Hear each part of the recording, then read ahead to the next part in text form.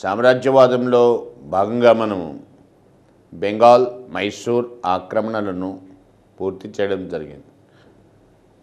ఆంగ్లేయులు దీని తర్వాత మహారాష్ట్ర మరాఠా కూటమి దీనిపై తమ దృష్టిని నిలపడం జరిగింది. అత్యంత బలమైన మరాఠా కూటమి 1761 మూడవ పానిపట్టు యుద్ధంతో కొంత ఎక్కువగా నష్టపోవడం జరిగింది.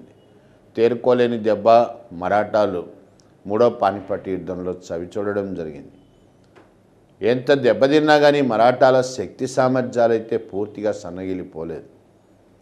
మూడవ పానిపట్టు యుద్ధం తర్వాత 4వ పీష్వా మాధవరావు ఈయన బాధ్యతలు చేపట్టడం జరిగింది.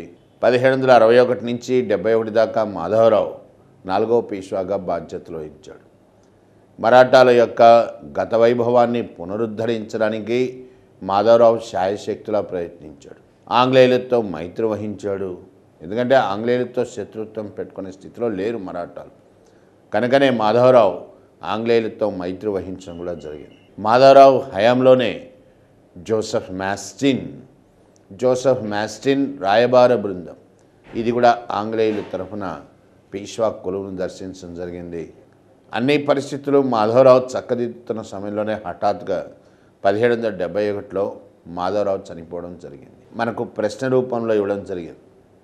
ఎవరి హఠాత్ మరణం అనేది మూడవ పానిపట్టు యుద్ధానికంటే కూడా నిర్ణయాత్మకమైన ఫలితాలకు దారితీస్తుంది అంటే అది మాధవరావు యొక్క మరణం. మాధవరావు తర్వాత ఆయన సోదరుడు నారాయణరావు 1 సంవత్సరం పీష్వాగా వ్యవహరించాడు. 1771 నుంచి 72 మధ్య నారాయణరావు పీష్వాగా వ్యవహరించడం జరిగింది. అంటే నారాయణరావు 5వ పీష్వా అవుతాడు. నారాయణరావు భోన్స్లే చేత చంపబడ్డాడు. నారాయణరావు చనిపోయే సమయానికి ఆయనకి కొడుకులు లేరు. ఆయన మరణానంతరం జన్మించినటువంటి వాడు మాధవ నారాయణ్. మరాఠా కూటమిలో ఇప్పుడు పీష్వా కార్యాలయం అనేటువంటిది వంశపారంపర్యం కాబట్టి మాధవ నారాయణే పీష్వాగా కొనసాగాలి అని ప్రకటించబడడం జరిగింది. ఇది భోన్స్లేకి సుతారము నచ్చని విషయమైందన్నమాట. ఎందుకంటే భోన్స్లే తానే పీష్వా కాదుతున్నటువంటి ప్రయత్నాలు ప్రారంభించాడు కాబట్టి ఇది మొదటి ఆంగ్లో మరాఠా యుద్ధానికి మనము నేపథ్యంగా ప్రస్తావించవచ్చు. మరి ఇక్కడ మొదటి ఆంగ్లో మరాఠా యుద్ధానికి దారితీసిన పరిస్థితులు ఏమిటి? పీష్వాగా దలిచినటువంటి భోన్స్లే రహస్యంగా ఆంగ్లేయులతో ఒప్పందం కుదుర్చుకున్నాడు. 1775 సూరత్ ఒప్పందము, సూరత్ ట్రీటీ అంటాం. ఈ సూరత్ ఒప్పందం ప్రకారము governor of Bombay general Goddard ఆంగ్లేయుల తరఫున భోన్స్లేలకు మద్దతు పలకడానికి అంగీకరించాడు. అందుకు బదులుగా భోన్స్లే ఆంగ్లేయులకు పోర్చుగీసు వారి స్థావరాలుగా ఉన్నటువంటి సాల్సెటీ బెసాయ్ ఈ రెండు కూడా యాక్చువల్గా మరాఠాలు ఆక్రమించేసుకున్నారు 1739లో. ఆ రెండింటినీ కూడా ఆంగ్లేయులకు బదిలీ చేయడానికి అంగీకరించాడు. అంటే ఆంగ్లేయులకు భోన్స్లేకి మధ్య కుదిరినటువంటి సూరత్ ఒప్పందం ప్రకారము ఆంగ్లేయులకు మరాఠాలు సాల్సెటీ బెసైన్ ఇవ్వాలి. అందుకు బదులుగా బాంబే ప్రభుత్వము భోన్స్లేని పీష్వాగా ప్రకటిస్తుంది. ఇది ఒప్పందం అన్నమాట. కానీ ఈ ఒప్పందం గవర్నర్ జనరల్ వార్నే హేస్టింగ్స్కు ఆమోదయోగ్యం కాదు. ఆల్రెడీ ఆ టైంకే రెగ్యులేటింగ్ చట్టం వచ్చేసింది 1773. రెగ్యులేటింగ్ చట్టం ప్రకారం బెంగాల్కు గవర్నర్ జనరల్గా వ్యవహరిస్తాడు. బాంబే మెడ్రాస్ గవర్నర్లు ఆయన సూచనలు పాటించాలి. ఇక్కడ గవర్నర్ జనరల్ వార్నే హేస్టింగ్స్ మరాఠా రాజకీయాల్లో జోక్యం చేసుకోవడానికి సిద్ధంగా లేడు. కారణం ఏమిటంటే మరాఠా రాజకీయాల్లో జోక్యం చేసుకుంటే ఆంగ్లేయులు మరాఠాలకు వ్యతిరేకంగా పోరాడాల్సి వస్తుంది. అది హైదరాలీకి అనుకూలిస్తుంది. ఎందుకంటే ఆంగ్లేయులకు మైసూర్తో విభేదాలు అనేటువంటి పతాక స్థాయికి వచ్చేసాయి ఆల్రెడీ. హైదరాలీ అది అవకాశంగా తీసుకొని ఆంగ్లేయులపై యుద్ధం ప్రకటించే అవకాశం ఉంది. అందుకనే వార్నే హేస్టింగ్స్ సూరత్ సంధికి సుముఖంగా లేడు. ఇది గ్రహించే నానా మరాఠా రాజకీయాల్లో చిట్ట చివరి గొప్ప రాజనీతిజ్ఞుడు గొప్ప పాలనాధ్యక్షుడు చెప్పదగినవాడు నానా ఫడ్నవీస్. బాల్యంలో ఉన్నటువంటి పీష్వా అంటే చిన్నవాడైనటువంటి పీష్వా తరఫున తనే అధికారాలు చేపట్టాడు. నానా పీష్వాకి ప్రతినిధిగా వ్యవహరించాడు. Nana Fadnavis Warren Hastings, governor general Warren హేస్టింగ్స్తో ప్రత్యేకంగా ఒక ఒప్పందం కుదుర్చుకుంటాడు. దాన్నే మనం 1777 పురందర్ సంధి అంటాం. ఈ పురందర్ సంధి ప్రకారము ఆంగ్లేయులు మరాఠా రాజకీయాల్లో జోక్యం చేసుకోకుండా తటస్థ వైఖరి అవలంబిస్తే అందుకు బదులుగా సాల్సెట్టి ఇవ్వబడుతుంది. ఆంగ్లేయులకు సాల్సెట్టి ఇవ్వబడుతుంది. ఇది నానా ఆంగ్లేయులకు చేసినటువంటి ప్రమాణం. బదులుగా వార్న్ హేస్టింగ్స్ మాధవ్ నారాయణ్ని పీష్వాగా గుర్తించడానికి అంగీకరించాడు. కానీ ఇక్కడ బాంబే గవర్నర్ జనరల్ గోడాడ్ అంతకుముందే 1775లో సూరత్ సంధి చేసుకున్నాడు. ఆ సంధిని అనుసరించి గోడాడ్ గవర్నర్ జనరల్ సూచనలను పక్కన పెట్టి ఏకపక్షంగానే నిర్ణయం తీసుకున్నాడు.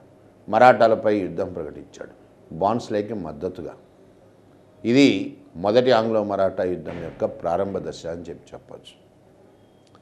ఎప్పుడైతే బాంబే గవర్నర్ గోడాడ్ ఆంగ్లేయులపై మరాఠాలపై యుద్ధం ప్రకటించాడో పీష్వా తరఫున నానా, మాదాజీ, సింధియా వీళ్ళు యుద్ధంలో పాల్గొనాల్సి వచ్చింది. ఇక్కడ మొదటిసారిగా జరిగినటువంటి యుద్ధంలో మరాఠాలు గొప్ప విజయమే సాధించారు. జనరల్ గోడాడ్ యొక్క సైన్యాలు ఓడించబడ్డాయి. జనరల్ గోడాడ్ విధిలేని పరిస్థితుల్లో వేద్గామ్ అనేటువంటి సంధికి అంగీకరించాల్సి వచ్చింది. ఈ సంధి ద్వారా ఆంగ్లేయులు తమ యొక్క వర్తక ప్రయోజనాలు దెబ్బతినిపోయే పరిస్థితిని తెచ్చుకున్నారు. బాంబే ప్రెసిడెన్సీలో ఇదంతా కూడా జరిగిన పరిణామం అంతా కూడా గవర్నర్ జనరల్ వార్న్ హేస్టింగ్స్కు చాలా సమస్యాత్మకంగా మారింది. ఎందుకంటే ఆంగ్లేయులు ఓడిపోవడం అంటే అది గవర్నర్ జనరల్ బాధ్యతే అవుతుంది. అందుకనే గవర్నర్ జనరల్ వార్న్ హేస్టింగ్స్ సుతారము ఇష్టం లేకపోయినప్పటికీ కూడా ఆంగ్లేయులతో మరాఠాలతో యుద్ధం చేయాల్సిన పరిస్థితి వచ్చింది. వార్న్ హేస్టింగ్స్ పురందర్ సంధిని రద్దు చేసుకొని ఆంగ్లేయులపై యుద్ధం ప్రకటించాడు. ఎప్పుడైతే వార్న్ హేస్టింగ్స్ ఆంగ్లేయులపై మరాఠాలపై యుద్ధం ప్రకటించాడో అదే అవకాశంగా చేసుకొని హైదర్ అలీ ఆంగ్లేయులపై యుద్ధం ప్రకటించాడు. ఇప్పుడు వార్న్ హేస్టింగ్స్ ఊహించినట్టుగానే ఆంగ్లేయుల పరిస్థితి క్లిష్టమైంది. ఎందుకంటే ఒకవైపు మరాఠాలతో పోరాడాలా, ఇంకోవైపు బద్ధశత్రువైన హైదర్ అలీతోనూ పోరాడాలా. ఇట్లాంటి విపత్కర పరిస్థితిని ఆంగ్లేయులు ఎదుర్కోవడం జరిగింది. మొదటి ఆంగ్లో మరాఠా యుద్ధము ఇద్దరు కూడా సమఉజ్జీలుగా చేసినటువంటి పోరాటం.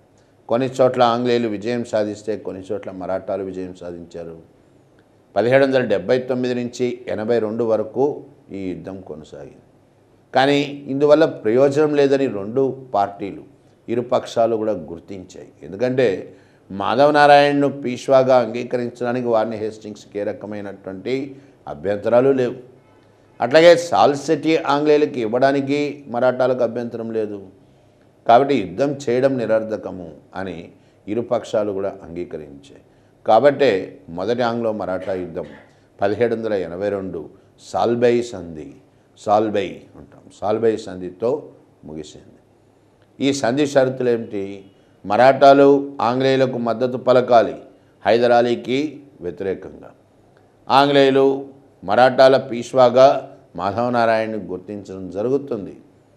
మరాఠాలు ముందుగా అంగీకరించినట్లుగా సాల్సెట్టి ఇది ఆంగ్లేయులకు ఇవ్వబడుతుంది. ఇట్లా మొదటి ఆంగ్లో మరాఠా యుద్ధము సాల్బై సంధితో ముగిసింది. దీని తర్వాత మరాఠాలు కొంత బలం పుంజుకున్నారు. కొంతవరకు పరిస్థితులు చక్కదిద్దుకోగలిగారు, స్థిరపడగలిగారు. మైసూరుకు వ్యతిరేకంగా జరిగినటువంటి యుద్ధాల్లో ఆంగ్లేయులకు మద్దతు పలికారు. ఫలితంగా మరాఠాలకు ఉత్తర తుంగభద్ర ఈ ప్రాంతం వాళ్ళ ఆధిపత్యంలోకి రాగలిగింది. అట్లాగే మరాఠా కూటమిలో ప్రముఖ వ్యక్తిగా మాదాజీ సింధియా ఎదగలిగాడు. మాదాజీ మొఘల్ చక్రవర్తి అయోధ్యలో ఆశ్రయం పొంది ఉన్నాడు. విశ్రాంతి తీసుకుంటూ అక్కడే ఉండిపోయినాడు. మొఘల్ చక్రవర్తిని తిరిగి తీసుకొని వచ్చి ఢిల్లీ సింహాసనంపై ప్రతిష్ఠించాడు మాదాజీ. అంటే ఢిల్లీ రాజకీయాల్లో కూడా మాదాజీ మరాఠాల యొక్క ప్రాబల్యం అనేది ప్రతిష్ఠించబడ్డట్టయింది, పునరుద్ధరించబడ్డట్టయింది. ఇట్లా మరాఠాలు పరిస్థితులను చక్కదిద్దుకుంటూ తమ స్థాయిని పెంచుకుంటున్నటువంటి దశలో హఠాత్తుగా పీష్వా ఆరో పీష్వా అయినటువంటి మాధవనారాయణ్ ఆయన ఆత్మహత్య చేసుకోవడం జరిగింది. 1798లో పీష్వా మాధవనారాయణ్ హఠాత్తుగా చనిపోయినాడు. దీంతో పీష్వా కార్యాలయం ఖాళీ అయింది. పీష్వా కార్యాలయాన్ని ఇప్పుడు ఎవరి చేత నియమించబడాలి, భర్తీ చేయబడాలి?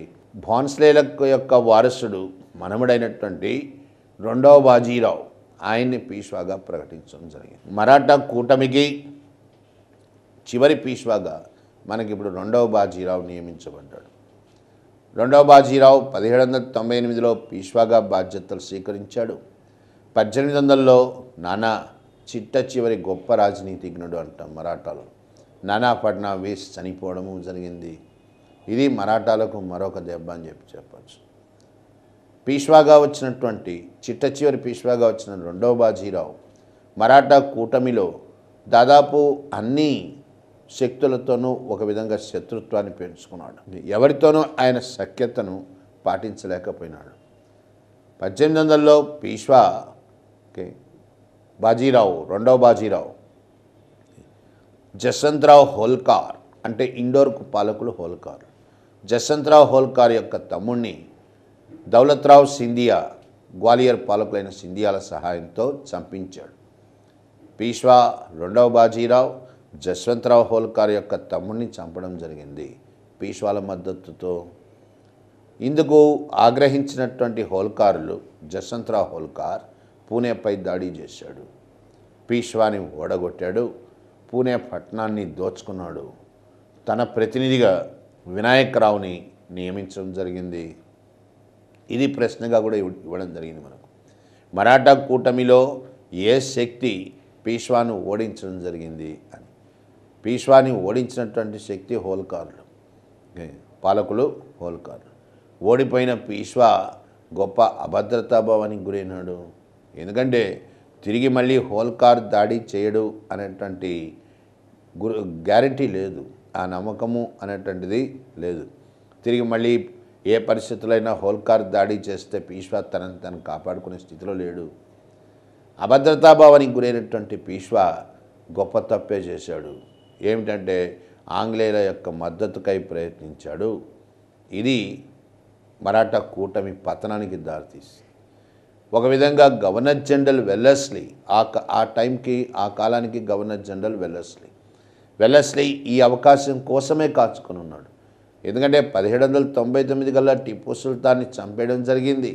మైసూర్ రాజ్యాన్ని ఆంగ్లేయులు పూర్తిగా తమ ఆధిపత్యంలోకి తెచ్చుకోవడం జరిగింది. దాని తర్వాత ఆంగ్లేయులకు అంతగా సమస్యాత్మకమైనటువంటి వాళ్ళు మరాఠాలు. కాబట్టి మరాఠా రాజకీయాల్లో జోక్యం చేసుకోవాలా, ఎట్లయినా సరే మరాఠా ప్రాంతాలను తమ ఆధిపత్యంలో తెచ్చుకోవాలా అని వేచి ఉన్నటువంటి వెల్లెస్లీకి ఇది ఒక గొప్ప అవకాశంలా పరిణమించింది. సాక్షాత్తు కూటమికి అధ్యక్షుడైన పీష్వా వెల్లెస్లీ సహాయాన్ని అభ్యర్థించాడు. రహస్యంగా గవర్నర్ జనరల్ వెల్లెస్లీతో ఒప్పందం కుదుర్చుకున్నాడు. దాన్నే మనము 1802 బెసైన్ సంధి కుదిరింది. ఈ బెసైన్ సంధి ప్రకారము పీష్వా ఆంగ్లేయుల యొక్క రక్షణలోకి వచ్చినట్టయింది. బెసైన్ సంధి ఎప్పుడైతే బయటపడ్డదో, అంటే దాని యొక్క షరతులు, సంధి విధానము అనేది బహిర్గతమైందో, ఇది మరాఠా కూటమిలో చిచ్చుకు కారణమైంది. సింధియాలు, భోన్స్లేలు ఇద్దరు కూడా పీష్వాపై యుద్ధం ప్రకటించారు. ఇప్పుడు రెండవ ఆంగ్లో మరాఠా యుద్ధం ప్రారంభమైంది. 1803 నుంచి 1805 మధ్య రెండవ ఆంగ్లో మరాఠా యుద్ధం ప్రారంభమైంది. యుద్ధానికి కారకుడు పీష్వానే. ఆయన చేసుకున్న స్వయం కృతాపరాధమే యుద్ధానికి దారితీసింది. ఆయనకు వ్యతిరేకంగా భోన్స్లే మరియు సింధియాలు ఎప్పుడైతే యుద్ధం ప్రకటించారో, గవర్నర్ జనరల్ వెల్లెస్లీ పీష్వా తరఫున యుద్ధంలో ప్రవేశించాల్సి వచ్చింది. అదే కావాలని ఆంగ్లేయులు కూడా కోరుకున్నది. ఈ పరిస్థితులు ఊహించే వెల్లెస్లీ ముందుగా తన తమ్ముడు, గవర్నర్ జనరల్ యొక్క తమ్ముడు ఆర్థర్ వెల్లెస్లీని భోన్స్లే పైకి పంపడం జరిగింది. లార్డ్ లేక్ను సింధియా పైకి పంపడం జరిగింది. భోన్స్లే మరియు సింధియా ఇద్దరు కూడా ఓటమి పాలైపోయినారు. ఓడిపోయినటువంటి భోన్స్లేలు సైన్య సహకార పద్ధతికి అంగీకరించాల్సి వచ్చింది. బాన్స్లేల రాజ్యం మహానది దాకా విస్తరించింది ఒరిస్సాలో. అంత సువిశాలమైనటువంటి రాజ్యాలు కూడా ఇప్పుడు ఆంగ్లేయుల వశమైపోయినాయి. ఓడిపోయిన బాన్స్లేలు సైన్య సహకార పద్ధతికి అంగీకరించారు. అట్లాగే సింధియా, లార్డ్ లేక్ చేతిలో సింధియా ఓడిపోయినాడు. సింధియా రాజ్యము ఆగ్రా దాకా విస్తరించున్నది. ఢిల్లీలో కూడా సింధియాలు మొఘల్ చక్రవర్తి రక్షకులుగా చలామణి అవుతున్నారు. అట్లాంటి సింధియా ఓడిపోవడం రాజకీయాల్లో ఒక చాలా కీలకమైన మార్పు. లార్డ్ లేక్ సింధియా చేత సైన్య సహకార పద్ధతికి ఒప్పించాడు. ఆగ్రా దాకా ఉన్నటువంటి సింధియా రాజ్యం ఆంగ్లేయుల వశమైంది. లార్డ్ లేక్ ఢిల్లీలో ప్రవేశించాడు. మొఘల్ చక్రవర్తి రెండవ షాలం ఒక విధంగా ఆంగ్లేయులకు ఖైదీ అయిపోయినాడు. ఎర్రకోటలో బంధించబడ్డట్టయినాడు. ఎందుకంటే ఇప్పుడు మొఘల్ చక్రవర్తి ఆంగ్లేయుల రక్షణలోకి వచ్చేయడం జరిగింది. వెల్లెస్లీ విజయోత్సాహం, ఎందుకంటే ఆయన ఊహించలేదు ఇంత తొందరగా మరాఠా కూటమిపై ఆంగ్లేయులకు ఆధిపత్యం ఏర్పడుతుందని. ఈ విజయోత్సాహంలోనే లార్డ్ వెల్లెస్లీ గవర్నర్ జనరల్ హోల్కార్ పైకి కూడా ఆంగ్లేయులను లార్డ్ లేక్ను ఉసిగొల్పాడు. కానీ ఇక్కడ చిత్రంగా హోల్కార్ చేతిలో లేక్ ఓడిపోయినాడు. ఆంగ్లేయుల సేనాధిపతి లార్డ్ లేక్ హోల్కార్ చేతిలో ఓడిపోవడం జరిగింది. ఇక్కడ కంపెనీ ప్రభుత్వము, company court of directors governor general వెల్లెస్లీని తప్పుపట్టింది లేక్ యొక్క ఓటమికి. ఎందుకంటే ఈ విధంగా యుద్ధాలు చేయడానికి ఒక రకంగా వెల్లెస్లీకి అనుమతి లేదు. అనుమతి లేకుండానే ఆయన నిధులు కూడా దుర్వినియోగం చేశాడు యుద్ధాల కోసం. ఈ కారణం చేతనే వెల్లెస్లీని ఒక రకంగా వెనక్కి తిరిగి పిలిపించడం జరిగింది. రీకాల్డ్ అంట. ఆయన స్థానంలో, అంటే ఇది ఒక రకంగా సస్పెండ్ అయిపోయినట్టే అనమాట. ఆయన స్థానంలో లార్డ్ మింటో 1 అంటాం, ఎందుకంటే మనకి ఇంకొక మింటో కూడా వస్తాడు తర్వాత. మొదటి మింటో అంటాం. మింటో 1 గవర్నర్ జనరల్గా నియమించబడ్డాడు. మింటో లార్డ్ లేక్కి మరో అవకాశం ఇచ్చాడు. ఎట్లన్నా కానీ హోల్కార్ని ఓడించాలి అనేది ఆంగ్లేయుల ప్రయత్నం. ఈ రెండవ ప్రయత్నంలో లేక్ హోల్కార్ని ఓడించడం జరిగింది. ఓడిపోయిన హోల్కార్ సట్లెస్ నదిని దాటి పంజాబ్లో ప్రవేశించాడు. ఎందుకంటే ఆ కాలం నాటికి పంజాబ్కి పాలకుడు రంజీత్ సింగ్. ఆంగ్లేయులు భయపడింది అంటే టిప్పు సుల్తాన్, హైదరాలీ టిప్పు సుల్తాన్ తర్వాత రంజీత్ సింగ్. అంత గొప్ప పాలనాధ్యక్షుడు, భారతదేశంలో ఒక రకంగా అతిపెద్ద సామ్రాజ్యాన్ని ఏర్పరిచినటువంటి వాడు, ఆస్ట్రియాలోనే రెండవ అత్యంత బలమైన సైన్యాలను కలిగిన వాడు రాజా రంజీత్ సింగ్. అందుకనే హోల్కార్ ఎట్టి పరిస్థితుల్లో ఆంగ్లేయులు పంజాబ్లో అడుగు పెట్టరు అనేటువంటి నమ్మకంతోనే సట్లెస్ నదిని దాటాడు. హోల్కార్ని వెంటాడుతూ లేక్ ఈయన కూడా సట్లెస్ నదిని దాటడానికి ప్రయత్నిస్తాడు. అక్కడ రంజీత్ సింగ్ ఆంగ్లేయులను సవాల్ చేయడం జరిగింది. కాబట్టి సట్లెస్ నది ఆంగ్లేయులకు రంజీత్ సింగ్కి మధ్య ఒక గుర్తింపు, అంటే సరిహద్దుగా కూడా గుర్తించడం జరిగిందన్నమాట. చివరకు హోల్కార్ కూడా సైన్య సహకార పద్ధతికి అంగీకరించడం జరిగింది. అంటే మరాఠా కూటమిలో సైన్య సహకార పద్ధతికి అంగీకరించిన మొట్టమొదటివాడు పీష్వా, చిట్టచివరివాడు హోల్కార్ అయినాడు. ఎందుకంటే హోల్కార్ కంటే ముందే గైక్వాళ్ళు 1804కే సైన్య సహకార పద్ధతికి అంగీకరించడం జరిగింది. ఇట్లా రెండవ ఆంగ్లో మరాఠా యుద్ధం ముగిసే సమయానికి మరాఠా కూటమి అనేటువంటిది విచ్ఛిన్నమైపోయింది, నిర్వీర్యమైపోయింది అని చెప్పచ్చు. కూటమి ఆంగ్లేయుల వశంలోనే ఉంది. ఇక ఏం జరగాల అనేది అదంతా కూడా యాదృచ్ఛికమే.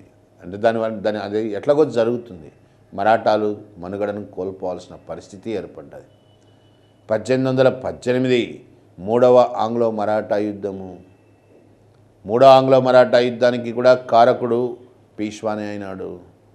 చిట్టచివరి పీష్వా అయిన రెండవ బాజీరావు గైక్వాళ్లతో శత్రుత్వం పెట్టుకున్నాడు. బరోడా పాలకుడైన గైక్వాళ్ళు తమ రాయబారిగా గంగాధర శాస్త్రి ఈయన్ని పీష్వా కొలువుకు పంపడం జరిగింది. పీష్వా అనుచరుడైనటువంటి త్రయంబక్జీ డెంగలే ఈ గంగాధర శాస్త్రిని చంపేశాడు. గైక్వాళ్ళు ఆంగ్లేయులకు మంచి స్నేహితులు. ఆంగ్లేయులను గైక్వాళ్ళు ద్రోహి మరియు నిందితుడు అయినటువంటి త్రయంబక్జీ డెంగలేని పట్టి అప్పగించాల్సిందిగా కోరారు. కానీ త్రయంబక్జీ డెంగలేకు పీష్వా ఆశ్రయం ఇచ్చాడు. ఆంగ్లేయులు కోరినప్పటికీ కూడా పీష్వా త్రయంబక్జీని ఆంగ్లేయులకు అప్పగించలేదు. పైగా పీష్వా ఆంగ్లేయులపై యుద్ధం ప్రకటించాడు. అట్లా మూడవ ఆంగ్లో మరాఠా యుద్ధము అనేది 1818లో ప్రారంభమైంది. ఈ యుద్ధంలో పీష్వా తన శాయశక్తిలో ఒడ్డి పోరాడాడు. కానీ పీష్వా వరుస యుద్ధాల్లో ఓడించబడ్డాడు. కిర్కీ, అస్తి, కొరేగాం అనేటువంటి యుద్ధాల్లో పీష్వా ఓడిపోయినాడు. మరాఠా కూటమి అనేటువంటిది రద్దు చేయబడ్డది. మూడవ ఆంగ్లో మరాఠా యుద్ధ ఫలితాలు ఏమిటి అంటే మరాఠా కూటమి రద్దయిపోయింది. పీష్వాకు భరణం ఇవ్వబడ్డం జరిగింది. చిట్ట చివరి పీష్వా రెండవ బాజీరావు కాన్పూర్ దగ్గరుండేటువంటి బెతూర్ అనేటువంటి పట్టణానికి పంపివేయబడ్డాడు. మరాఠా కూటమిని అధికారపూర్వకంగానే రద్దు చేయడం జరిగింది. చివరి పీష్వా రెండవ బాజీరావు, ఆయనకు పిల్లలు లేరు. అందుకనే రెండవ బాజీరావు నానాసాహెబ్ను దత్తు తీసుకున్నాడు. దోంద్ పండిట్ అంటారు. నానాసాహెబ్ అసలు పేరు దోంద్ పండిట్. ఈ దత్తత చెల్లదని గవర్నర్ జనరల్ లార్డ్ డలౌసీ ప్రకటించి పీష్వాకి ఇస్తున్న భరణాన్ని కూడా రద్దు చేసేసాడు. అదే 1857 సిపాయిల తిరుగుబాటుకి ఒక కారణంగా కూడా మనం చెప్పుకుంటాం తర్వాత. ఇప్పుడు జరిగిన పరిణామాలు ఏంది అంటే మరాఠా కూటమి రద్దయిపోయింది. పీష్వా కాన్పూర్లో దగ్గర ఉండేటువంటి బెతూరుకు పంపబడ్డాడు. మరాఠా కూటమిని రద్దు చేస్తే మరాఠాలు చాలా సున్నిత మనస్కులు. ఏ క్షణంలోనైనా మరి మరాఠా ఉద్యమం అనేది ప్రారంభమయ్యే అవకాశం ఉంది. అందుకనే ఆంగ్లేయులు మరాఠాలకు ప్రాతినిధ్యం వహించడానికి గాను సతారా అనేటువంటి ఒక చిన్న రాజ్యాన్ని ఏర్పరిచారు. సతారాకు పాలకుడుగా ప్రతాప్ సింగ్, ఏ డిస్టెంట్ రిలేటివ్ ఆఫ్ శివాజీకి దూర బంధువు అవుతాడు ప్రతాప్ సింగ్, ఆయన నియమించారు. ఇదంతా ఎందుకంటే కేవలం స్టాప్ గ్యాప్ అంటే తాత్కాలికమైనటువంటి చర్యలు ఇవన్నీ కూడా. వాళ్ళ పరమోద్దేశం ఎటైనా సతారాను కూడా ఆక్రమించేయడం, మరాఠాల రాజ్యాన్ని పూర్తిగా తమ ఆధిపత్యంలో తెచ్చుకోవడం. వాస్తవంగా ఇదే జరిగింది. 1848లో ప్రతాప్ సింగ్ తొలగించబడ్డాడు. సతారా ఆంగ్లేయుల వశమైపోయింది. ఇది మరాఠాలకు సంబంధించినంత వరకు మన మోడర్న్ ఇండియాలో జరిగినటువంటి పరిణామాలు. ఇక సామ్రాజ్యవాదానికి చివరి ప్రయత్నంగా ఆంగ్లేయులు పంజాబ్ని ఆక్రమించడం జరిగింది. మరి పంజాబ్ చరిత్ర ఏంది? పంజాబ్ చరిత్ర మనకు సిక్కు గురువులతోనే ప్రారంభమవుతుంది. గురు నానక్ మొదటి సిక్కు గురువుగా మనం ప్రస్తావించడం జరిగింది. గురు నానక్ తర్వాత వచ్చినాడు గురు అంగద్. గురు అంగద్ సిక్కులకు గురుముఖి అనేటువంటి లిపిని అందించాడు. స్క్రిప్ట్ అంటాం. గురు నానక్ యొక్క జీవిత చరిత్ర, జనం సఖి, దీన్ని రచించడము జరిగింది. ఆయన తర్వాత వచ్చినవాడు గురు అమర్దాస్, మూడవ సిక్కు గురు అమర్దాస్. మూడవ సిక్కు గురు అమర్దాస్ ఆనంద్ సిక్కులు సంతోష సమయంలో ఆలపిస్తారు. ముఖ్యంగా వివాహ సందర్భాలు ఇట్లప్పుడు వాళ్ళు గానం చేసేది ఆనంద్. దీన్ని రచించడము జరిగింది. గురు అమర్దాస్ సిక్కులకు ఒక కొత్త విధానాన్ని ప్రవేశపెట్టాడు. మంజీ విధానము అంట. ఏంది మంజీ విధానం అంటే? మంజీ విధానము అంటే గురువు బోధనలు వ్యాప్తి చేయడానికి కొంతమంది శిష్యులను నియమించడం అన్నమాట. ఆయన తర్వాత వచ్చినవాడు గురు అమర్దాస్. గురు అమర్దాస్ తర్వాత గురు రామ్దాస్. గురు రామ్దాస్ ఈయన హయాంలో అక్బర్ చక్రవర్తి రామ్దాస్ కూతురుకు 5 బిగాలు అంటే దాదాపు 500 ఎకరాల భూమిని ఇస్తాడు. ఆ భూమిలోనే అమృత్సర్, సంతోఖ్సర్ అనేటువంటి చెరువుల నిర్మాణం జరుగుతుందన్నమాట. సరోవరాలు, పవిత్రమైనటువంటి జలాలతో కూడిన సరోవరాలు అని అర్థం అన్నమాట. గురు రామ్దాస్ మసంద్ సిస్టమ్. ఏంది మసంద్ విధానం అంటే డొనేషన్లు కలెక్ట్ చేయడం, విరాళాలు కలెక్ట్ చేయడం, విరాళాలు సేకరించడం, సిక్కు మతం నిర్వహణకు వ్యాప్తికి. దీన్నే మసంద్ అంటాం. ఈ విధానాన్ని ప్రవేశపెడతాడు.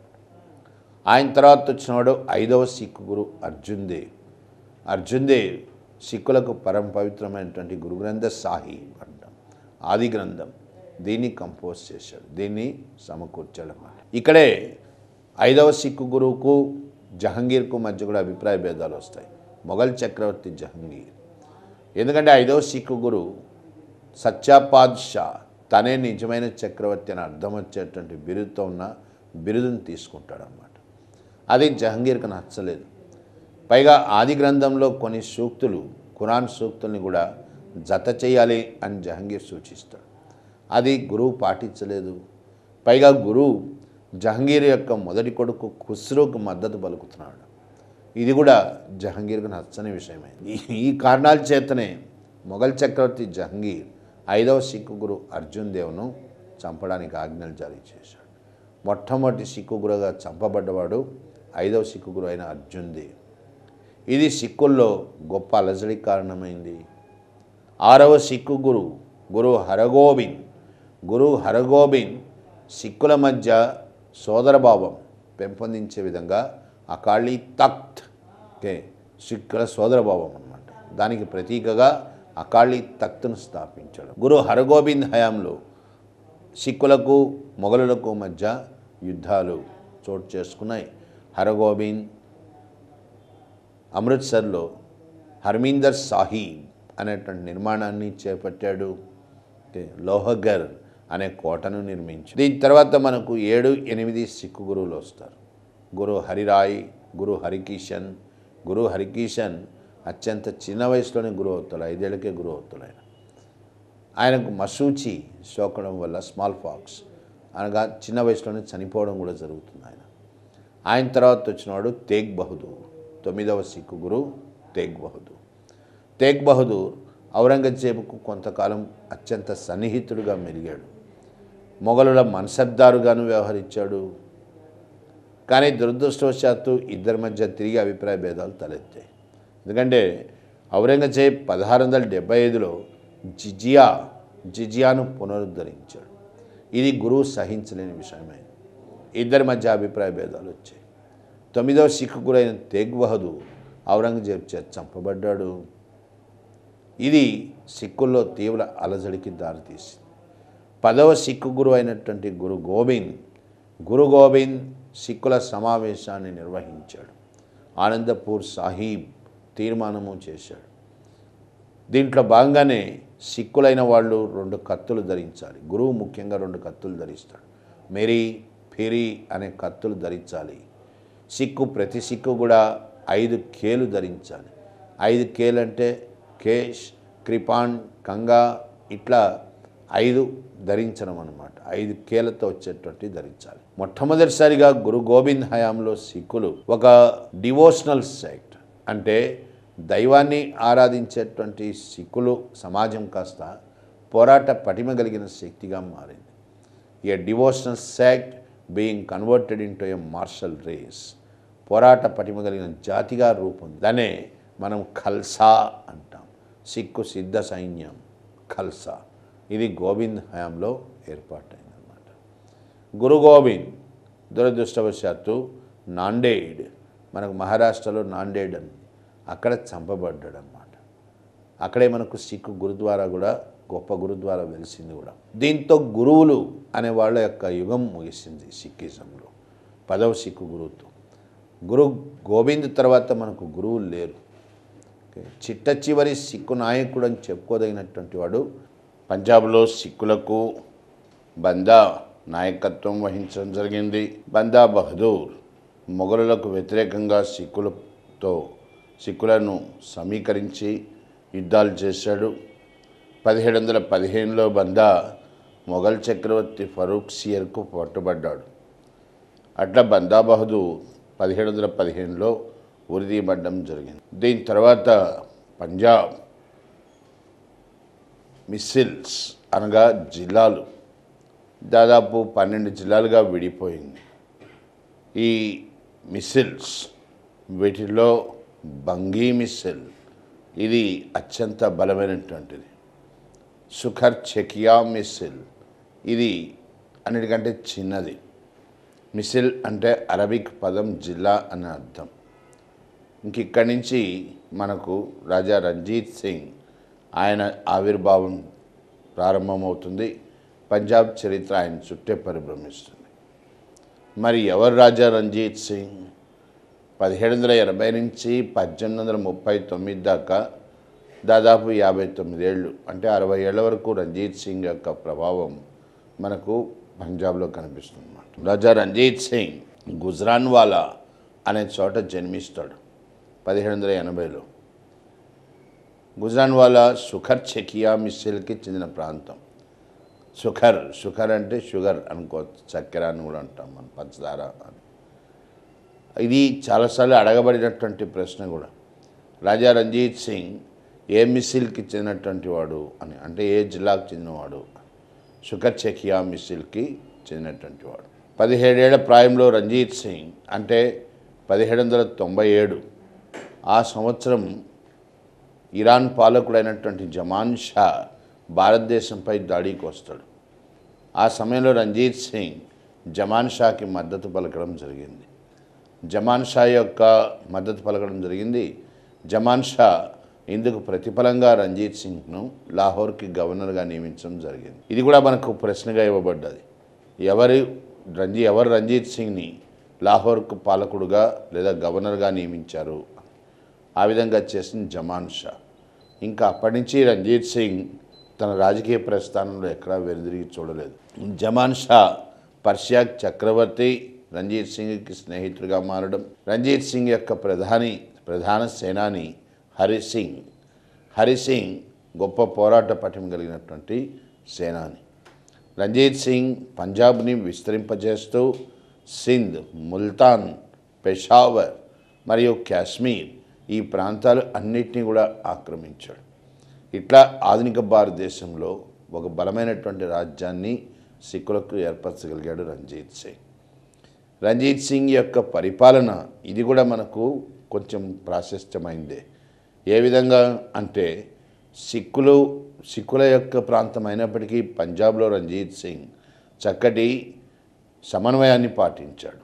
పలు మతాల మధ్య ముస్లింలు, హిందువులకు ప్రధానమైనటువంటి పదవులు ఇచ్చాడు. దీనానాథ్ మరియు అజీజుద్దీన్ ఇట్లాంటి వాళ్ళు ఆయన మంత్రివర్గంలో చేర్చుకోబడడం జరిగింది. వారికి ఉన్నత పదవులు ఇవ్వడం జరిగింది. రంజిత్ సింగ్ సైనిక నిర్వహణ దీనికి చాలా ప్రాధాన్యతనిచ్చాడు.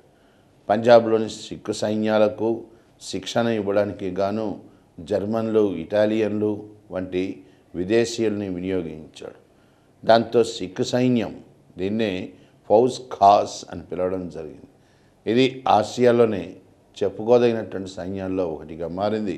బ్రిటిష్ సైన్యాన్ని సవాల్ చేయగలిగిన స్థితిలో ఉండేది. రంజిత్ సింగ్కి ఆంగ్లేయులకు మధ్య సత్సంబంధాలే ఏర్పడ్డాయి. కారణం ఏమిటి అంటే రంజిత్ సింగ్ పర్షియన్లకు స్నేహితుడు. పర్షియన్ల ద్వారా ఆయన రష్యా సహాయాన్ని కూడా పొందే అవకాశం ఉంది. ఎందుకంటే పర్షియన్లకు రష్యన్లకు చక్కటి స్నేహ సంబంధాలు ఉన్నాయి కాబట్టి.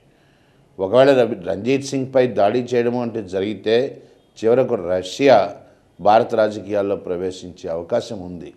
అందుకనే ఆంగ్లేయులు రంజిత్ సింగ్ బతుకున్నంతకాలం పంజాబ్ వైపు కన్నెత్తి చూడడానికి కూడా సాహసించలేదన్నమాట. రంజిత్ సింగ్తో స్నేహాన్నే కోరుకున్నారు. యూసఫ్ అలీ రాయబారాన్ని పంపారు.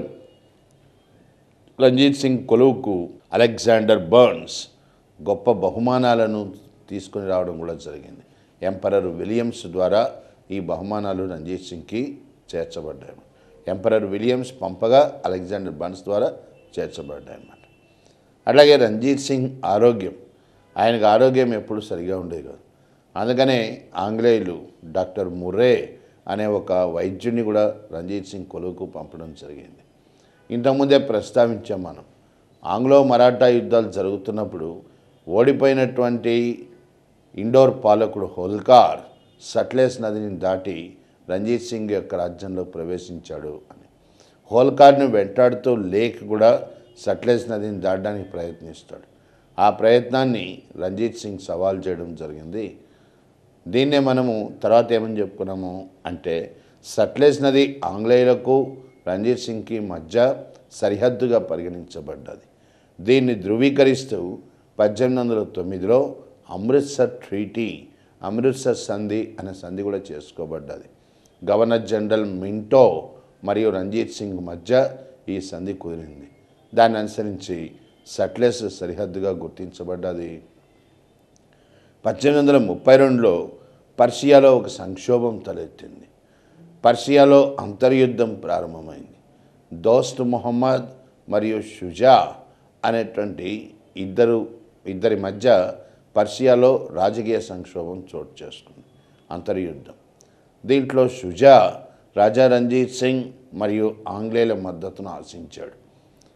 రంజీత్ సింగ్ ఆంగ్లేయుల తరఫున గవర్నర్ జనరల్ విలియం బెంటింగ్ ఇద్దరు కూడా షుజాకు మద్దతు ప్రకటించారు. వీరి సహకారంతో అధికారంలోకి వచ్చిన షుజా రాజా రంజీత్ సింగ్కు కోహినూర్ వజ్రం బహుకరించడము జరిగింది. ఇట్లా రంజీత్ సింగ్ బతుకున్నంత కాలము కూడా ఆంగ్లేయులు రంజీత్ సింగ్తో గొప్ప స్నేహాన్ని ప్రదర్శించారు, సహనాన్ని కనబరిచారు. వారు రంజీత్ సింగ్ యొక్క మరణం కొరకే వెయిట్ చేసే పరిస్థితి ఏర్పడ్డాయి. అంటే రంజీత్ సింగ్ చనిపోయిన తర్వాత పంజాబ్ను ఆక్రమించుకునే ఉద్దేశం క్రమంగా ఆంగ్లేయులకు బలపడింది. రంజీత్ సింగ్ చనిపోయిన తర్వాత పంజాబ్లో ఒక రకంగా అరాచక పరిస్థితులు తలెత్తాయి. నావ్ నిహాల్ సింగ్, కర్క సింగ్, రామ్ సింగ్ వంటి పాలకులు వచ్చారు, కానీ ఏ పాలకుడు నిలబడలేకపోయినాడు. రంజీత్ సింగ్ యొక్క వారసుడుగా దలీప్ సింగ్, చిన్నవాడైనటువంటి దలీప్ సింగ్ అధికారంలోకి రావడం జరిగింది.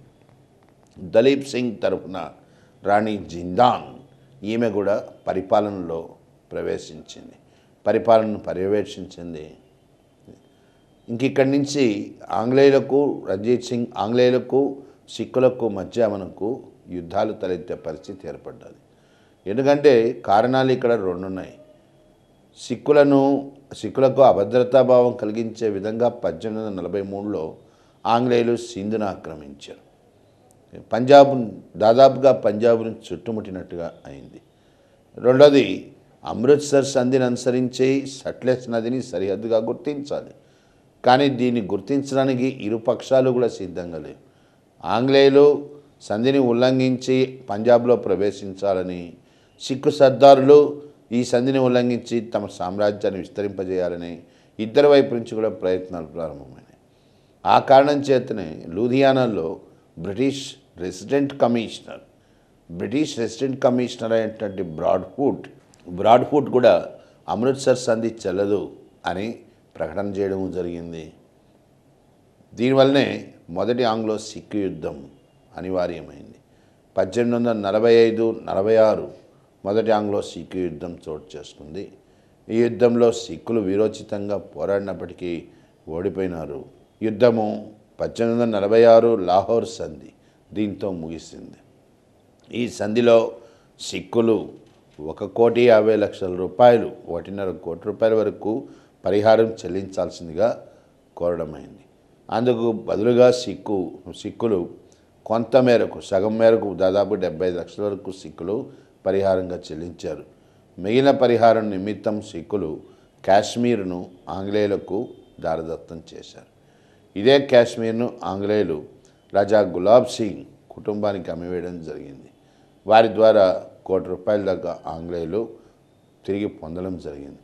అప్పటి నుంచి కాశ్మీర్కు పాలకులుగా గులాబ్ సింగ్ వంశం కొనసాగుతూ వచ్చింది. మన భారతదేశానికి స్వతంత్రం వచ్చే కాలం నాటికి కాశ్మీర్ పాలకుడైన హరిసింగ్ ఈ గులాబ్ సింగ్ వంశానికి చెందినటువంటి వాడే. ఇట్లా సిక్కులు కాశ్మీర్ని కోల్పోయినారు, పరిహారాన్ని చెల్లించారు. ఇదేగాక ఈ లాహోర్ సంధికి అనుబంధంగానే భైరావ్ వాల్ సంధి అని ఇంకో సంధి కూడా జరుగుతుంది. ఆ సంధిలో రాణి జిందాన్ పూర్తిగా ఆంగ్లేయులకు ఆమె లొంగిపోయినట్టుగా అయింది. ఈ సంధిని అనుసరించి ఆంగ్లేయులు పంజాబ్లో ప్రవేశించేటువంటి అధికారాన్ని కూడా పొందగలిగారు. లాహోర్లో తమ సైన్యాలను మోహరించగలిగారు. రాణి జిందాన్ ఆంగ్లేయుల రక్షణను పొందే పరిస్థితి ఏర్పడ్డది. ఆమెను ఆంగ్లేయులు తొలగించడము జరిగింది, వారణాసికి పంపేయడము జరిగింది. ఇట్లా సిక్కులు పూర్తిగా తమ యొక్క ఆధిపత్యాన్ని పంజాబ్లో కోల్పోయే పరిస్థితి వారే తెచ్చుకున్నట్టుగా అయింది. దీని తర్వాత రెండవ ఆంగ్లో సిక్కు యుద్ధము 1848-49లో మళ్ళీ రెండవ ఆంగ్లో సిక్కు యుద్ధం ప్రారంభమైంది. కారణం ఏంది అనంటే 1848 నాటికి మనకు డలౌసీ గవర్నర్ జనరల్గా రావడం జరిగింది. డల్హౌసీ గొప్ప సామ్రాజ్యాకాంక్ష కలిగినవాడు. ఏ అవకాశం వచ్చినా సిక్కులతో యుద్ధానికి సిద్ధంగా ఉన్నాడు గవర్నర్ జనరల్ డల్హౌసీ. ఆ పరిస్థితుల్లోనే ఇద్దరు ఆంగ్లేయ అధికారులను ముల్తాన్ పాలకుడైనటువంటి మూలరాజ్ ఈయన చంపడం జరిగింది. ముల్తాన్లో ఇద్దరు ఆంగ్లేయులు చంపబడ్డారు మూలరాజ్ యొక్క ప్రోద్బలం వల్ల. దాన్ని అవకాశంగా తీసుకొని గవర్నర్ జనరల్ డల్హౌసీ సిక్కులపై యుద్ధం ప్రకటించాడు. ఈ యుద్ధంలో కూడా సిక్కులు వీరోచితమైన పోరాటం చేశారు. కానీ సిక్కుల పరాభవాన్ని ఎదుర్కోక తప్పలేదు. ఫలితాలు ఏంటి అంటే, రెండవ ఆంగ్లో సిక్కు యుద్ధం తర్వాత పంజాబ్ మొత్తం కూడా ఆంగ్లేయుల వశమైంది. దలీప్ సింగ్ పదవీచ్యుతం చేయబడ్డాడు. అట్లా పదవిని కోల్పోయిన దలీప్ సింగ్ లండన్లోనే స్థిరపడ్డాడు. క్రైస్తవాన్ని ఆయన అనుసరించడం కూడా జరిగింది. పంజాబ్ మొత్తాన్ని కూడా ఒక బోర్డు, అంటే ఒక పరిపాలనా బోర్డుకు అప్పచెప్పడం జరిగింది. Sir John Lawrence, sir Henry Lawrence, sir John Lawrence వీడి సోదరులు. Sir John Lawrence chief commissioner of పంజాబ్గా నియమించబడ్డాడు. సర్ జాన్ లారెన్స్ గొప్ప పరిపాలనను అందించాడు పంజాబ్కి. ఆయన పర్యవేక్షణలో పంజాబ్ అనతి కాలంలోనే అత్యంత ఐశ్వర్యవంతమైనటువంటి ప్రాంతంగా తీర్చిదిద్దబడ్డది బ్రిటిష్ ఇండియాలో. ఆ కారణం చేతనే సర్ జాన్ లారెన్స్ యొక్క సేవలకు గుర్తింపుగా సిక్కులు 1857 సిపాయిల తిరుగుబాటు కాలంలో ఆంగ్లేయులకు మద్దతుగానే నిలిచారు. ఆంగ్లేయులను సిక్కులు వ్యతిరేకించలేదు. ఇట్లా పూర్తిగా పంజాబ్ ఆంగ్లేయుల వశమైపోయింది. ఈ చాప్టర్ ముగించే లోపల మనకు కొన్ని చిన్న చిన్న ఇతర రాజ్యాలు కూడా వస్తాయి. ఏమిటా ఇతర రాజ్యాలు? ఓకే, సామ్రాజ్యవాదంలో భాగంగా బ్రిటిష్ వారి హయాంలో వెలుగులోకి వచ్చి కొన్ని రాజ్యాలు తమ మనుగడను కొనసాగించుకోగలిగాయి. కొన్ని క్రమంగా ఆంగ్లేయుల వశము అయిపోయాయి. ఇట్లా వచ్చినటువంటి రాజ్యాల్లో మొట్టమొదటిగా ప్రస్తావించదగింది హైదరాబాద్ సంస్థానం. హైదరాబాద్ సంస్థానము, స్వతంత్ర హైదరాబాద్ ఆధునిక భారతదేశంలోనే అతిపెద్ద స్వదేశీ సంస్థానం. 1724లో అసాఫ్జా నిజాం ఉల్ ముల్క్ హైదరాబాద్ సంస్థానాన్ని స్థాపించడం జరిగింది. ఆల్రెడీ మనము కర్ణాటక యుద్ధాలు ప్రస్తావించేటప్పుడు హైదరాబాద్ సంస్థానంలో ఏం జరిగిందో కూడా మనం ప్రస్తావించాం. నాసిర్ జంగ్, ముజఫర్ జంగ్ వీళ్ళ మధ్య వారసత్వ పోరు.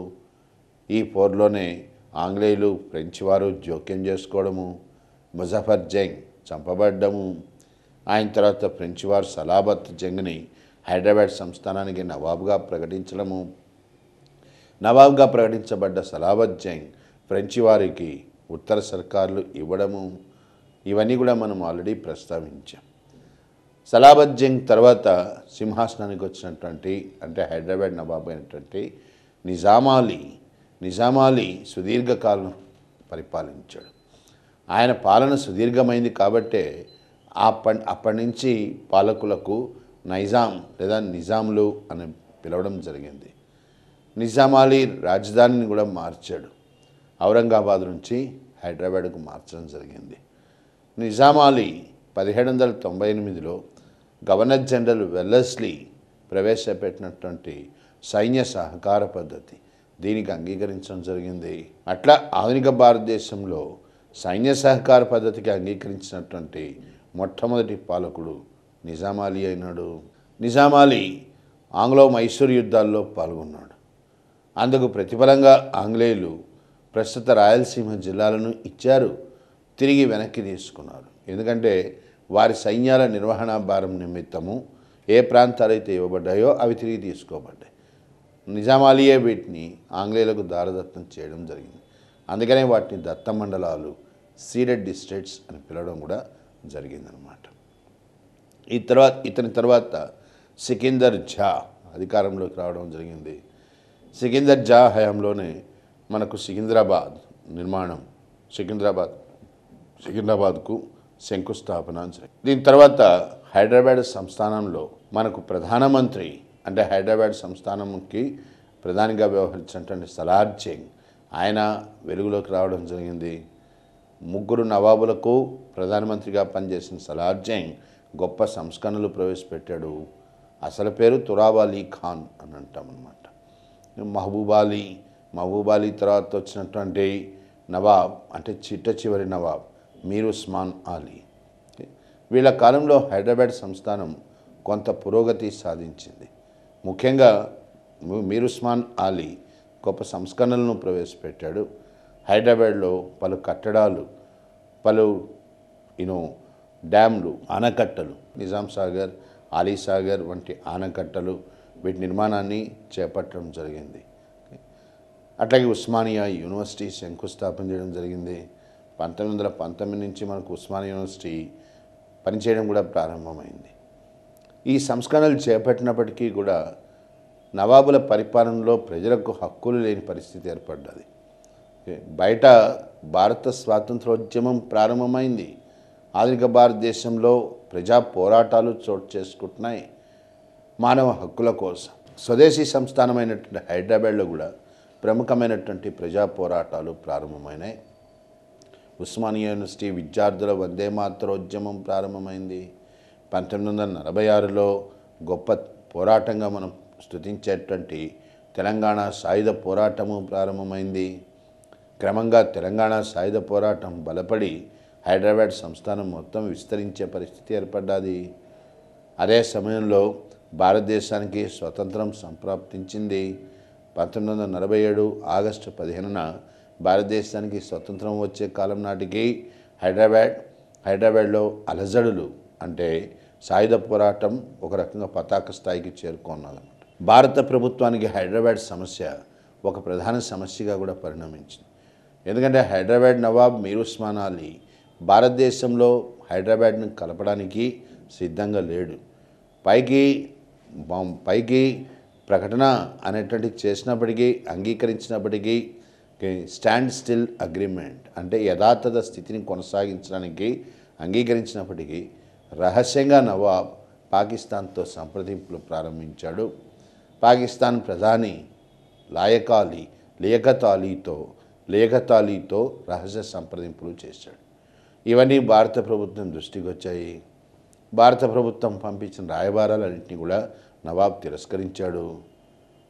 నవాబ్ అత్యున్నతమైనటువంటి రెచ్చగొట్టే చర్య అని చెప్పదగింది భారత ప్రభుత్వంపై ఐక్యరాజ్య సమితిలో ఫిర్యాదు చేయడం. మొయిన్ నవాజ్ జంగ్ ఆధ్వర్యంలో భారత ప్రభుత్వంపై నవాబ్ ఐక్యరాజ్య సమితిలో ఫిర్యాదు చేశాడు. ఇక పరిస్థితి ఉపేక్షిస్తే చేయి దాటిపోయింది. అందుకనే హోంమంత్రి, మన అంతర్గత వ్యవహారాల మంత్రి అయినటువంటి సర్దార్ పటేల్ హైదరాబాద్ సంస్థానంపై చర్యకు ఆదేశించాడు. దీన్నే మనం ఏమంటాము, పోలీసు చర్య అంటాం.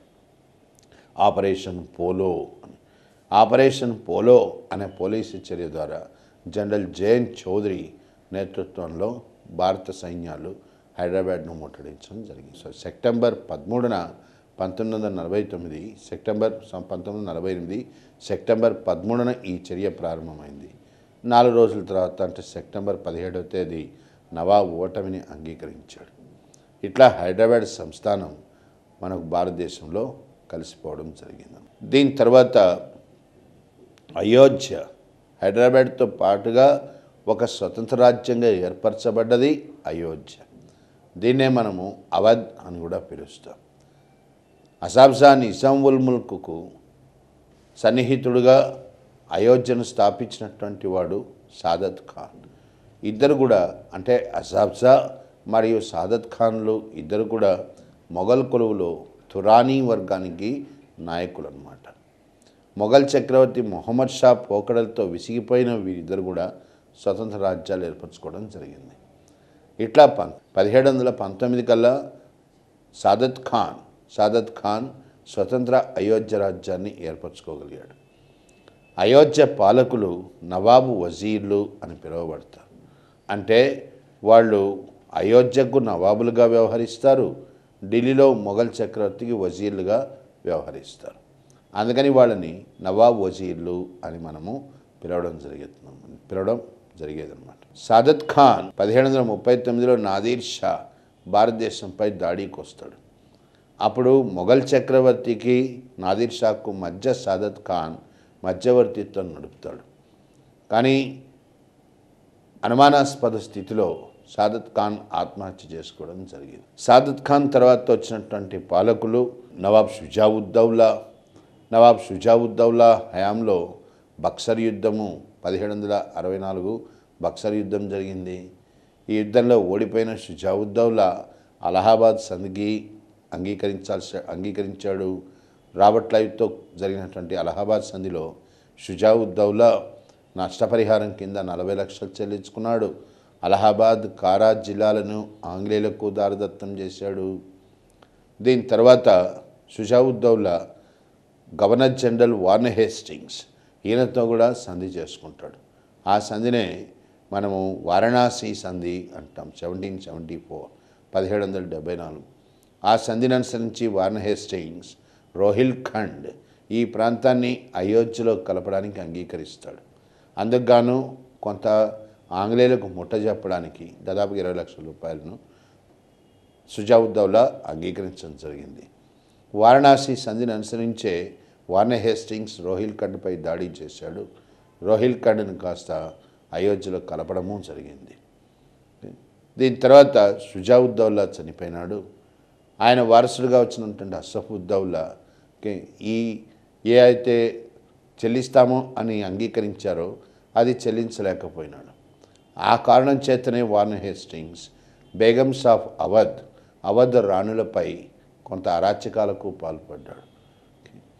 ఇది జరిగిన తర్వాత మనకు అయోధ్య చరిత్రలో చెప్పుకోదగినటువంటి పాలకుడు చిట్ట చివరి వాడైనటువంటి నవాబ్ వజీద్ అలీ చక్కటి పరిపాలనను అందించాడు. కళలు వీటి పట్ల అభిరుచి కలిగిన వజీద్ అలీ ఆధునిక భారతదేశంలోనే మొట్టమొదటి ఓపెన్ ఎయిర్ ఆడిటోరియం అంట, దేనికి పెర్ఫార్మింగ్ ఆర్ట్స్ ఆ కళలకు ప్రదర్శన ఇవ్వడానికి మొట్టమొదటి ఓపెన్ ఎయిర్ ఆడిటోరియం కూడా అయోధ్యలో నిర్మించడం జరిగింది. పరిపాలన బాగున్నప్పటికీ ఆంగ్లేయులు ముఖ్యంగా గవర్నర్ జనరల్ డలౌసీ అయోధ్య నవాబైన వజీద్ అలీపై అభియోగాలు మోపడం జరిగింది. మాల్ అడ్మినిస్ట్రేషన్, అసమర్థ పరిపాలన అనేటువంటి అభియోగంతో వజీద్ అలీని తొలగించడం జరిగింది. 1856లో అయోధ్య ఆక్రమణ జరిగింది. అయోధ్య ఆక్రమణ జరగడం సిపాయిల తిరుగుబాటుకు ఒక ప్రధాన కారణంగా కూడా చెప్పచ్చు మనం. సిపాయిల తిరుగుబాటు అప్పుడు అయోధ్య ఒక ప్రధాన కేంద్రంగా కూడా మనం ప్రస్తావించబోతున్నాం తర్వాత. ఇట్లా అయోధ్య తన ఉనికిని కోల్పోయి బ్రిటిష్ సామ్రాజ్యంలో అంతర్భాగమైంది. దీని తర్వాత ఇంకా చిన్న చిన్న రాజ్యాలు వస్తాయి. స్వతంత్ర జైపూర్ సంస్థానం ఏర్పడ్డది. జైపూర్ సంస్థానం మహారాజా సవాయి జై సింగ్ ఈయన యొక్క హయాంలో ఏర్పడ్డది. జైపూర్ పాలకుడైన సవాయి జై సింగ్ మనకు అస్ట్రానమీ, ఖగోళ శాస్త్రం దీంట్లో ఆయన గొప్ప ఆసక్తిని కనబరిచాడు. జంతర్ మంతర్లు అంటాం, ఆస్ట్రానామికల్ అబ్జర్వేటరీస్, పరిశోధనాశాలలు, వీటిని కూడా ఆయన నిర్మించడం జరిగింది. జైపూర్ స్వతంత్ర రాజ్యంగానే కొనసాగుతూ వచ్చింది. అట్లాగే భరత్పూర్ అంటే జాట్లు. ఉత్తరప్రదేశ్లో, హర్యానాలో మనకు జాట్లు చాలా బలమైన సామాజిక వర్గం. వృత్తిరీత్యా ఎక్కువ మంది జాట్లు వ్యవసాయదారులు. వీరు ఔరంగజేబ్ హయాంలోనే మొఘల్ చక్రవర్తిపై తిరుగుబాట్లు చేశారు. గోకుల్, చూరామల్, బదన్ సింగ్ వీళ్ళంతా కూడా ప్రముఖ జాట్ నాయకులు అన్నమాట.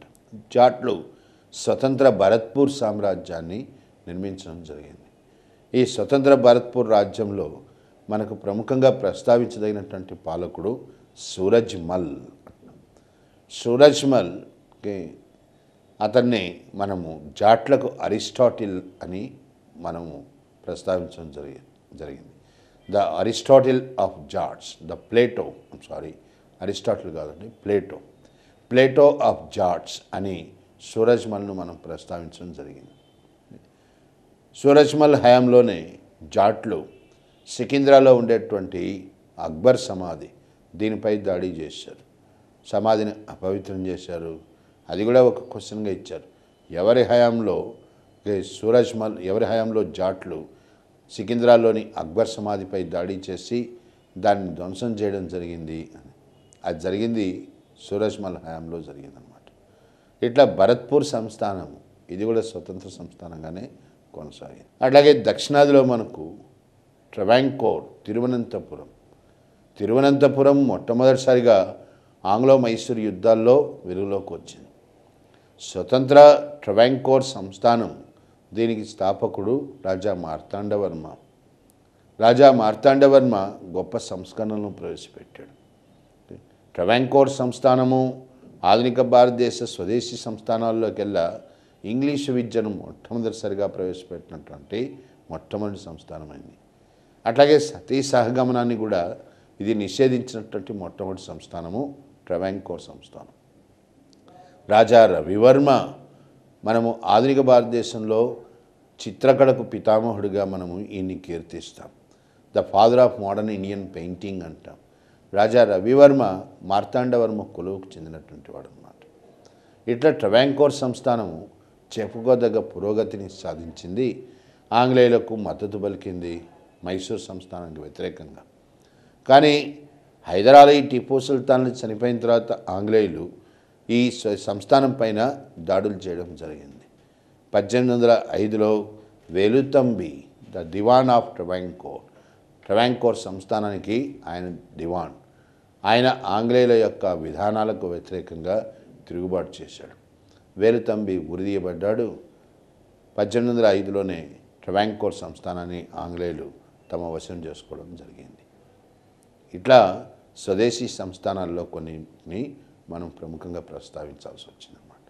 దీంతో భారతదేశంలో ఆంగ్లేయుల యొక్క సామ్రాజ్యవాదం అది విస్తరించినటువంటి తీరు ఇది మనము చర్చించడం జరిగింది. సామ్రాజ్యవాదం ముగియగానే దీనికి అనుబంధంగా మనకు ప్రారంభం అవుతున్నటువంటిది వలసవాదం. ఏమిటి వలసవాదం అంటే, సామాన్యంగా మనకు సామ్రాజ్యవాదం వలసవాదం ఈ రెండింటినీ కూడా పర్యాయ పదాలుగా వాడుతుంటారు. కానీ రెండింటి మధ్య స్పష్టమైనటువంటి తేడా ఉంది.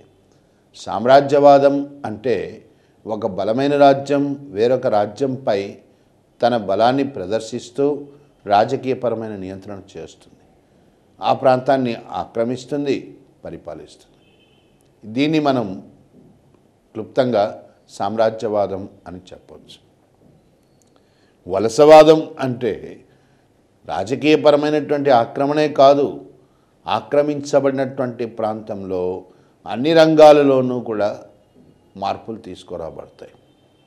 అంటే వలసవాదంలో కేవలం రాజకీయపరమైన నియంత్రణే కాదు, సామాజిక, ఆర్థిక, మత, సాంస్కృతిక రంగాలన్నింటిలో కూడా ఆక్రమిత దేశం ఏ దేశమైతే ఆక్రమించబడ్డదో అది మార్పులకు లోనవుతుంది. ఈ మార్పులు అనేటువంటివి బలమైన రాజ్యం యొక్క అవసరాలకు తగ్గట్టుగా మార్పులు చేయబడుతూ వస్తాయి. అంటే ఏ రాజ్యమైతే ఆక్రమించుకుంటుందో ఆ రాజ్యం తన అవసరాలకు అనుగుణంగా ఆక్రమిత రాజ్యంలో మార్పులు చేస్తుంది. అట్లా చేయబడితే అది వలసవాదం అవుతుంది. మనకు భారతదేశంలో కూడా బ్రిటిష్ సామ్రాజ్యవాదంతో పాటుగా చోటు చేసుకున్నది వలసవాదం. వలసవాదం 3 దశలలో మనకు వృద్ధి చెందింది అని చెప్పచ్చు. ఇక్కడ వలసవాదం ఒక దశలో కనిపించినట్టుగా ఇంకొక దశలో కనబడదు. అందుకనే వలసవాదం ప్రాంత ప్రాంతానికి మారుతుంది, మారుతున్న అవసరాల దృష్ట్యా కూడా మారుతూ ఉంటుంది. దీన్నే మనం ఏం చెప్తాం, colonialism differs from place to place and time to time. మారుతున్న అవసరాలకు తగ్గట్టుగా మార్పు చెందుతుంది, ప్రాంత ప్రాంతానికి మారుతుంటుంది. ఇంగ్లాండ్ రవి అస్తమించని వలస సామ్రాజ్యాన్ని స్థాపించింది. పశ్చిమ దిక్కున మనకు అమెరికా నుంచి తూర్పు దిక్కున ఆస్ట్రేలియా, న్యూజిలాండ్ల వరకు కూడా ఇంగ్లాండ్ సామ్రాజ్యమే. అదే ఇంగ్లాండ్ తన తెల్ల వలసలు, వైట్ కాలనీస్ అంటాం, ఆస్ట్రేలియా, న్యూజిలాండ్, కెనడా వీటి పట్ల ఒక విధమైనటువంటి వలసవాదాన్ని అనుసరించింది. అక్కడ కొంత ఉదారత్వాన్ని కనబరుస్తుంది. అదే ఇంగ్లాండ్ ఆఫ్రికా, ఇండియా లాంటి వలసల పట్ల, ఆఫ్రికా ఖండము, ఇండియా లాంటి భారతదేశం లాంటి వలసల పట్ల కొంత వివక్షతో కూడిన వలసవాదాన్ని ప్రదర్శిస్తుంది. అందుకనే వలసవాదం దేశ దేశానికి మారుతుంది, కాలానికి తగ్గట్టుగా, అవసరాలకు తగ్గట్టుగా మారుతుంటుంది. ఇది దాని అర్థం అన్నమాట. భారతదేశంలో వలసవాదం 3 దశల్లో అభివృద్ధి చెందింది. ఏమిటా 3 దశలు అంటే, మొట్టమొదటిది మర్కంటైల్ క్యాపిటలిజం అంటాం. ఏంది మర్కంటైల్ క్యాపిటలిజము? వ్యాపార పెట్టుబడిదారీ విధాన దశ అంటాం. వ్యాపార పెట్టుబడిదారీ విధాన దశ 1757 నుంచి 1813 దాకా. ఈ దశలో వలసవాదం కేవలం ముడి సరుకులను, భారతదేశం నుంచి ముడి సరుకులను అధిక మొత్తంలో ఇంగ్లాండ్కు తరలించడానికి ప్రాధాన్యతనిచ్చింది. ముడి సరుకులనే మనము మర్కంటైల్ క్యాపిటలిజం, మర్చెంట్ క్యాపిటల్ అని పిలుస్తాం. వ్యాపారులకు పెట్టుబడి ఏంటంటే ముడి సరుకులు. కాబట్టే 1757 నుంచి 1813 మధ్యకాలంలో ముడి సరుకులు అధిక మొత్తంలో ఇంగ్లాండ్కు తరలించబడ్డాయి. ఎందుకంటే ఇంగ్లాండ్ పరిశ్రమల యొక్క అవసరాల నిమిత్తం. అట్లాగే ఈ దశలోనే వలస ప్రభుత్వం భారతదేశంలో వ్యవసాయ రంగంలో నిక్షిప్తమైనటువంటి మూలధనాన్ని కొల్లగొట్టడానికి ప్రయత్నించింది. అగ్రికల్చర్ క్యాపిటల్ అన్నమాట. భారతదేశం అంత ఐశ్వర్యవంతమైన దేశం ఇంకోటి లేదు. ఒక రకంగా అన్ని నదులు ఉన్నటువంటి దేశం, అత్యంత ఐశ్వర్యవంతమైన దేశం. వ్యవసాయ రంగంలో అపారమైన సంపద కేంద్రీకృతమై ఉన్నది. ఈ సంపదను కొల్లగొట్టడానికే ఈ దశలో ప్రయత్నాలు జరిగాయి. అందుకు గాను 3 విధానాలు వచ్చాయి. ఏమిటా 3 విధానాలు? జమీందారీ విధానము, రైత్వారీ విధానము, మహల్వారీ విధానం. ఈ 3 భూమి శిస్తు విధానాలను ఈ దశలోనే ప్రవేశపెట్టడం జరిగిందన్నమాట. 1793 కల్లా జమీందారీ విధానం అమల్లోకి వచ్చింది. 1802, 1803 నాటికి రైత్వారీ విధానం ప్రవేశపెట్టారు. 1813 నాటికి మహల్వారీ విధానం రూపకల్పన జరిగింది. విధానాలు ఏమైనప్పటికీ కూడా పరమోద్దేశం రైతాంగం యొక్క దోపిడీగానే కొనసాగిందన్నమాట. కాబట్టి మొట్టమొదటి దశ, వలసవాదం యొక్క మొట్టమొదటి దశను ఏమంటున్నాము అంటే వ్యాపార పెట్టుబడిదారీ విధాన దశ, మర్కంటైల్ క్యాపిటలిజం అంటాం. ఇక రెండవ దశ ఎప్పటి నుంచి ప్రారంభమవుతుంది? 1813 నుంచి 1858 మధ్యకాలంలో రెండవ దశ ప్రారంభమవుతుంది. ఇది ఇండస్ట్రియల్ క్యాపిటలిజం అని పిలువబడ్డది. పారిశ్రామిక పెట్టుబడిదారీ విధాన దశ అంటాం.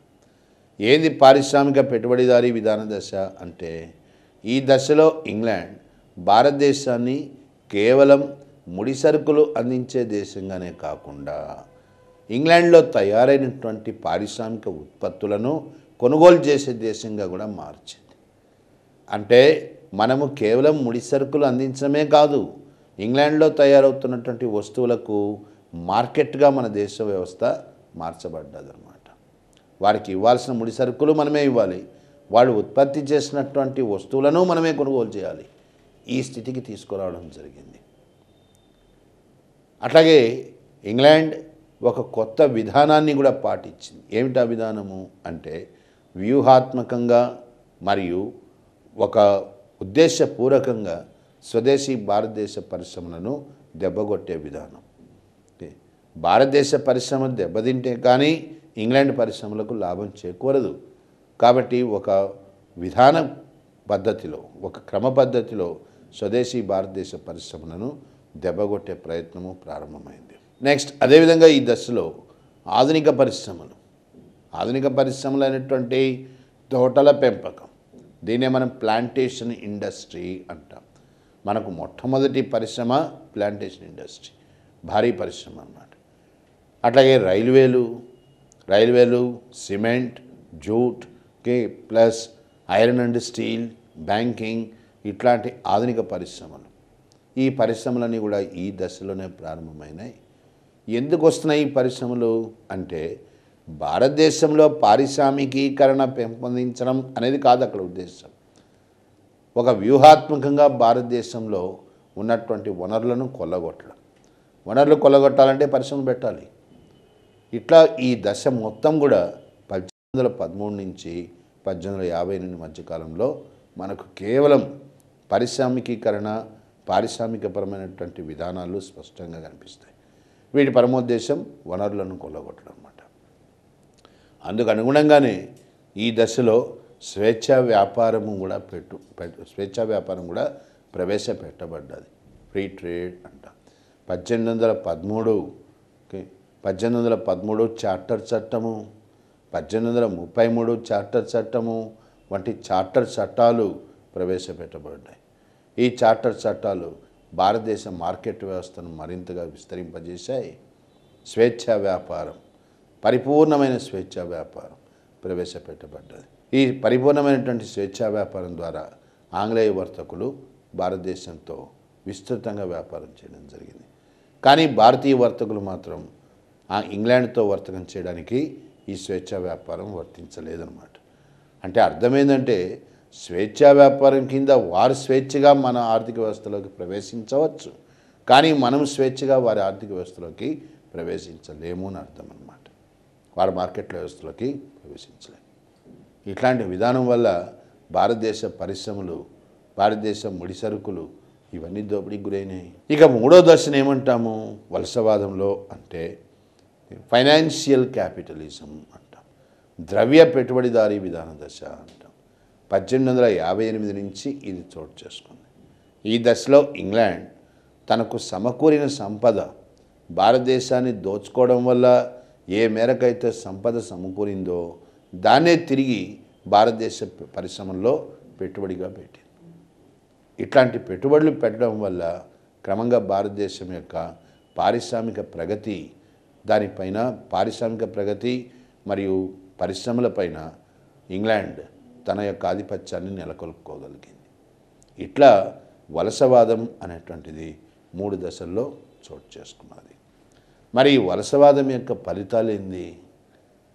ఫలితాలు అంటే గ్రామీణ వ్యవస్థలో రెవెన్యూ విధానం వల్ల వ్యవసాయ రంగంలో వచ్చిన మార్పులు, పట్టణ వ్యవస్థలో వ్యాపార వాణిజ్య విధానాల వల్ల వచ్చిన మార్పులు, వీటన్నిటినీ కలిపి మనము ఫలితాల కింద మనము పరిశీలించాల్సి ఉంటుంది. ఎందుకంటే ఈ నేపథ్యం తెలుసుకోకుండా ఆధునిక భారతదేశంలో వచ్చిన ఏ మార్పుని, ఏ సంఘటనని కూడా మనము పూర్తి స్థాయిలో అర్థం చేసుకోలేము. కాబట్టి ఈ బ్యాక్గ్రౌండ్, ఈ నేపథ్యం మనకు చాలా అవసరం అవుతుంది.